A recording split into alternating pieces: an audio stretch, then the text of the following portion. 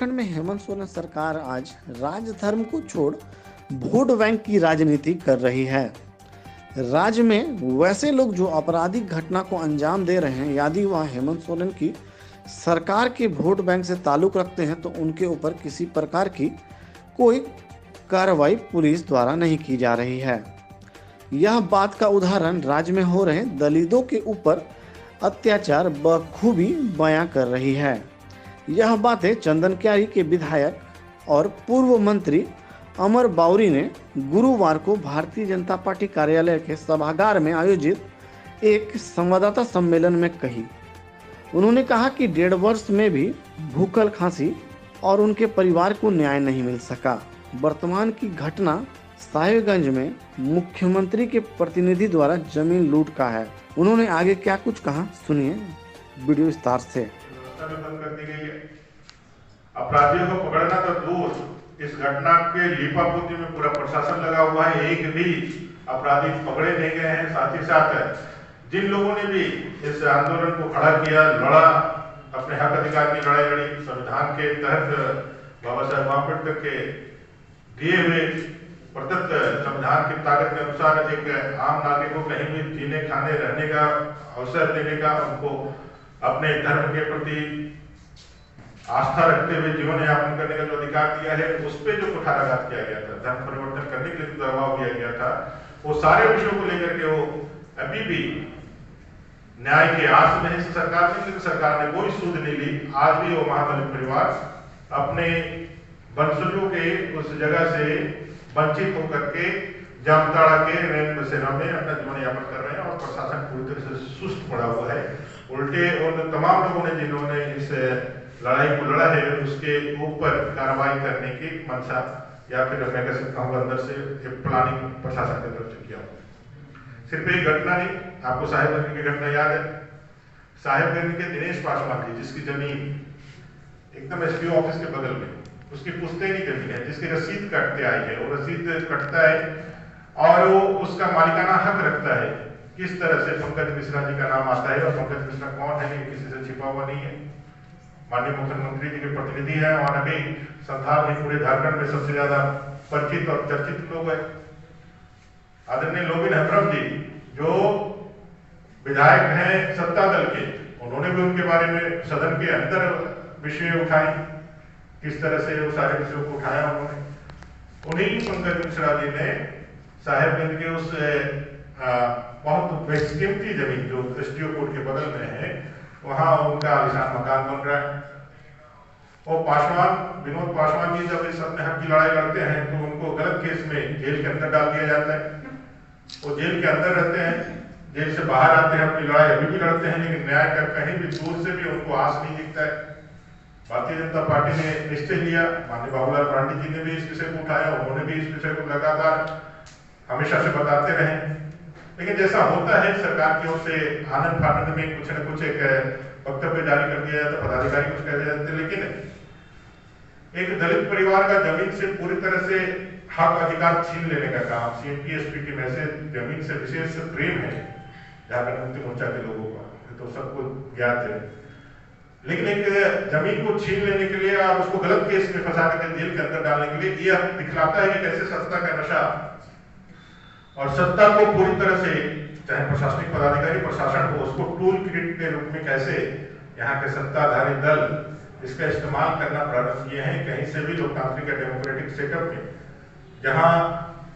दलित, वंचित, आदिवासी, शोषित, पीड़ित के लिए ही ये सरकार है, ऐसा दावा करने वाले लोग हैं, ऐसा दावा करके शासन चलाने वाले लोग हैं और उनकी ही रक्षा करने के लिए, संविधान की रक्षा करने के लिए शपथ लेकर के शासन में बैठे हैं। कहीं ना कहीं वो सारे लोग जो है निराश है और अपने जीवन को बचाने के लिए, अपने न्याय की लड़ाई में अपने जीवन की रक्षा के लिए डर रहे हैं। साहिबगंज के परिवारों से जब बात हुई, दूसरे पासवान परिवार से जब बात हुई, तो उनको अपने जीवन के भी ऊपर खतरा मंडरा रहा। मेरी मांग होगी यहाँ से कि दोनों दलित परिवार के किसी भी सदस्य पे किसी भी प्रकार का कोई भी आंच नहीं आए, यह देखना और इसका उदाहरण के देना राज्य सरकार का जिम्मेवारी है और राज्य सरकार को जिम्मेवारी लेनी चाहिए और साथ ही साथ न्याय भी देना चाहिए। तीसरी घटना कोल्हान प्रमंडल का है, जहां चाईबासा के अंदर मझगांव में हाथा दौड़ा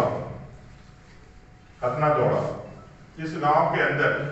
झांसी परिवार के लोग जो सफाई कर्मचारी हैं, इस वाल्मीकि समाज के सफाई कर्मचारी लोगों को एक विशेष समुदाय के लोग सफाई करने के लिए बुलाते हैं और जब ये मना करते हैं जाने के लिए तो इनको दौड़ा दौड़ा करके मारा जाता है, बेट और बल्ले से मारा जाता है। उसके वीडियो भी आप लोगों के समक्ष है। पूरा परिवार, दलित परिवार डर से मार खा करके इंजरी कराता है और डर से जाकर के थाना में केस करता है। SC/ST एक्ट के तहत इसमें केस होना चाहिए, लेकिन केस नहीं होता है। केस लॉज बहुत प्रयास के बाद, मामले के हाईलाइट होने के बाद हम सब लोग अनुसूचित जाति मोर्चा के लोगों का और भारतीय जनता पार्टी के लोगों का इन्वॉल्वमेंट होने के बाद केस होता है। लेकिन दुर्भाग्य यह है कि इसके अनुसंधानकर्ता या DSP रैंक के लोग, जो DSP के पद पर है,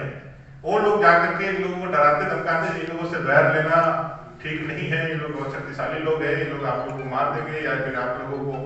और वो मामले को किसी तरह से कंप्रोमाइज करा करके इसको रफा दफा करने के दृष्टिकोण से आगे बढ़ते हैं। ये तीनों ही घटना कहीं ना कहीं सत्ता और सत्ता में रहने वाले लोगों के साथ जुड़े हुए या उन वोट बैंक की राजनीति करने वाले जिनको सत्ता के राजधर्म से ज्यादा अपने वोट बैंक की चिंता होती है, जिनको ये लगता है कि अपना राजधर्म रहे चाहे न रहे, कितना ही अन्याय कितना ही अधर्म क्यों ना हो जाए, लेकिन हमारा वोट बैंक का एक भी सिक्का इधर से उधर नहीं होना चाहिए। अपराधी अगर उनके वोट बैंक का मालिक है या अपराधी का वोट बैंक है तो कितना भी संज्ञेय अपराध क्यों न कर ले, उस पर कोई कार्रवाई नहीं होगी। और अगर कोई मामूली सा भारतीय जनता पार्टी का कार्यकर्ता, कोई प्रबुद्ध कार्यकर्ता इस सरकार के नाकामियों का नाकाबिलियतों का अगर यदि ट्वीट भी कर दे, शायद के अंदर अपने कार्यकर्ता को जेल में डाल दिया लोगों ने, क्यों? क्योंकि उसने प्रशासन के खिलाफ और सरकार के खिलाफ ट्वीट किया, तो उसके लिए दिल कहाँ वो खा ले। लेकिन जो इतने बड़ा अन्याय अत्याचार किए हुए लोग हैं, जो इतना मैं कह सकता हूं कि जिन्होंने पूरा लोगों का हक अधिकार छीन लिया है, विशेष करके उस समाज का जो सबसे ज्यादा न्याय का आशा रखता है, जो सबसे ज्यादा संरक्षण का आशा रखता है, जो समाज के अंदर इतना पिछड़ा है, दलित है, समित है, शोषित है। आज ये तीनों ही घटना राज्य सरकार के सामने एक ऐसा यक्ष प्रश्न बन करके खड़ा है जहां राज्य सरकार की ओर से कहीं से भी कुछ भी एक वक्तव्य भी नहीं आया है और कहीं से भी वो इन सारे मामलों पर अपना कोई सफाई भी नहीं दिया है, इस पर कोई कार्रवाई का। राज्य सरकार के इस सारे विषयों को, नाकामियों को और न्याय की आस में कल दिन के 12 बजे राज्यपाल महोदय से हम लोग ने आग्रह किया था, मिलने का समय मांगा था, उन्होंने समय दिया है और कल ये सारी घटनाओं को लेकर के हम लोग राज्यपाल महोदय से मिलेंगे और आशा करेंगे, रखते हैं कि उनके हस्तक्षेप से कम इन दलित परिवारों को न्याय मिले,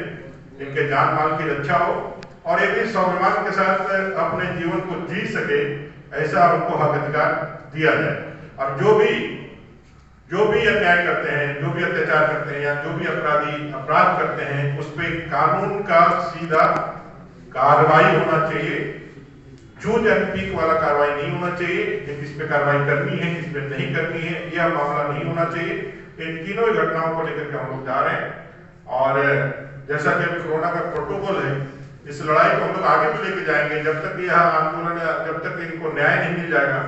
हम लोग सड़क से सदन तक इस लड़ाई को लड़ेंगे और इन वंचित समाज को न्याय दिलाने के लिए अपना दिलतोड़ मेहनत और ताकत लगा करके अपने प्रदेश अध्यक्ष श्रीमान अपने दीपक प्रकाश जी से हमारी बात हुई है, उनका निर्देशन प्राप्त हुआ है। इस लड़ाई को मजबूती के साथ भारतीय जनता पार्टी सड़क से लेकर सदन तक लड़ेगी और जरूरत पड़े तो हम लोग दिल्ली तक जाएंगे, महामहिम राष्ट्रपति तक भी जाएंगे और इन परिवारों को जिस संवैधानिक अधिकार के लिए, अगर किसी को अपने घर से वंचित किया जा रहा है, अपने नेटिव लैंड से वंचित किया जा रहा है, उनको अपने